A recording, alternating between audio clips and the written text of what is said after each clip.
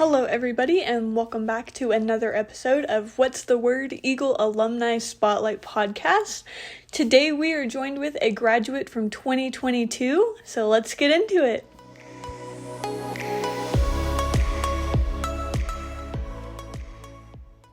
Hello, everybody, and welcome back. Today we are joined with Pratik Bhargava.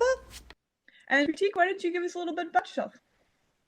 Yeah, thank you for having me, Abigail. Good to, stay in touch with the student body. Like you said, I'm Pratik, and I was in the class of 2022. I graduated with a Bachelor's of Science in Aerospace Engineering.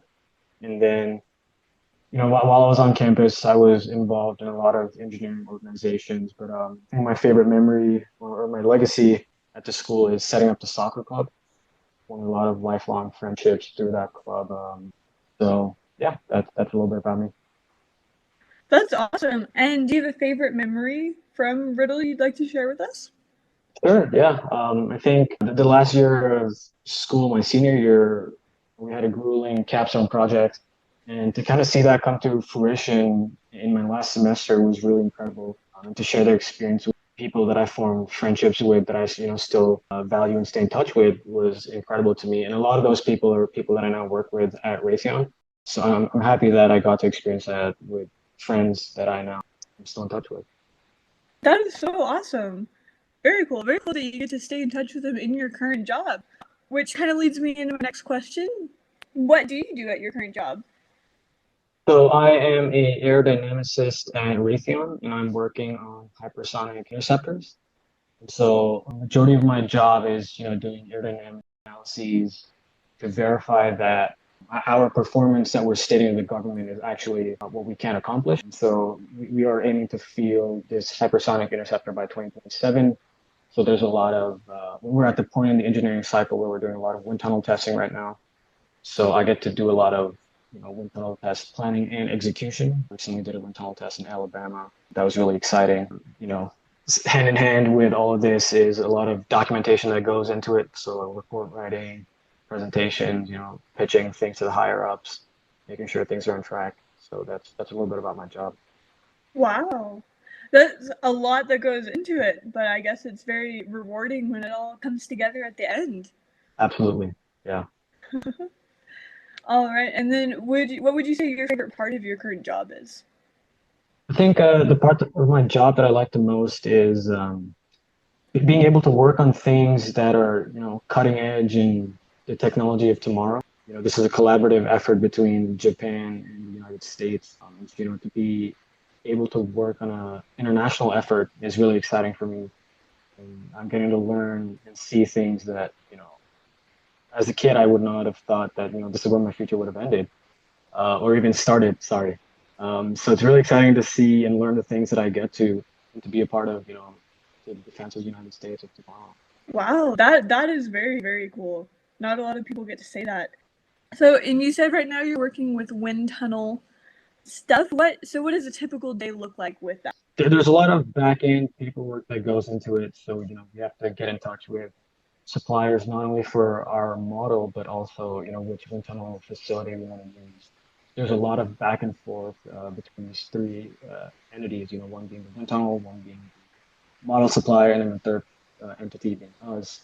And so there's a lot of cross communication about deciding, okay, what size of model do we use? What conditions do we want to test at? And how does that then relate back to the answers that we're looking for from a performance standpoint?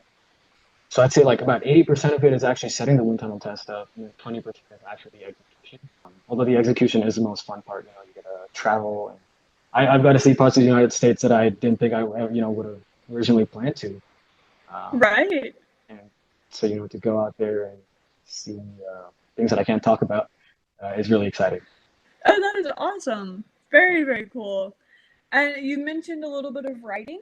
Do you do a lot of writing in your job? And Yeah, I definitely do more presentations than report writing as such, and at least at my company, the preferred method of communication, documentation is putting together slide decks. And that's because we deal with a lot of data that is best visualized as like plots. And so the easiest way to tell a story through these plots is put a slide deck together. And occasionally, we'll have Right. to document in the form of a report, but that's at the end of like a wind tunnel test. We'll methodologically talk about where it started, how it went, what problems you saw, what takeaways there were. So there's a little bit of both, but definitely heavier on the presentation side. And were there any big shifts that you made from writing at Embry-Riddle to writing in the workplace? Did you do a lot of presentation writing at Embry-Riddle? Yeah, definitely in my last year, there was a ton of presentation writing. The engineering capstone classes doing a phenomenal job of preparing you to write at a level that's expected in the professional environment. Now, ironically, it is a lot more relaxed in the professional space. But the flip side of the coin is that Embry-Riddle graduates then also have a really good quality of work and attention to detail that goes into their presentations that I've seen at Raytheon. There's a clear disparity between the Riddle graduates' work and not Riddle graduates' work. There was a lot of stress, the attention to detail when putting slide decks together. I have to thank Dr. Mangum for that. Okay. That's very good. Good to know that you're well prepared for the workplace and everything. Yep. Is there, on the flip side of that, is there anything you wish you would have known going into the workplace that you didn't know before? Yeah, absolutely. My first internship, I was really stressed about, professional appearance as we define it, business, professional clothing. It's actually a very relaxed work environment. I expected defense to be a lot more stringent and strict about these kind of things, but they're pretty laid back about it. And just general working with your coworkers also, it's not as serious as a college grad may think it is. It's, go there, do your job, have fun with the people. They're also just humans, and they also just want to have friendly connections with you. So you can treat it as a job, but also if you want to. Right. Oh, that's awesome. Good advice to do, and I'm sure you can do that with any job, really. Absolutely.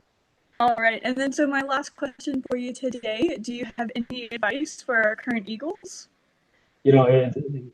College. I'm sure you've heard this plenty of times, and I'm only 23, 1 year out of school, but college truly is the best time of your life. So just stay in the moment, enjoy it to the max before things get more serious and a lot more responsibility comes your way. Yeah, have fun, be safe. Perfect. That is awesome advice, and a big thank you again to Pratik for being with us here today. Another big thank you to Pratik for being here with us today. We hope you enjoyed this episode of the podcast, and stay tuned for more.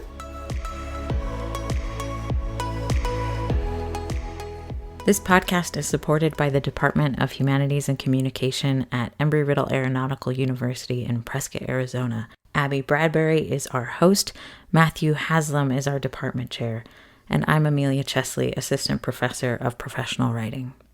The intro and outro music is Wanderer by Alex. Find us on YouTube or reach out if you're an alumni and would like to be featured in a future episode.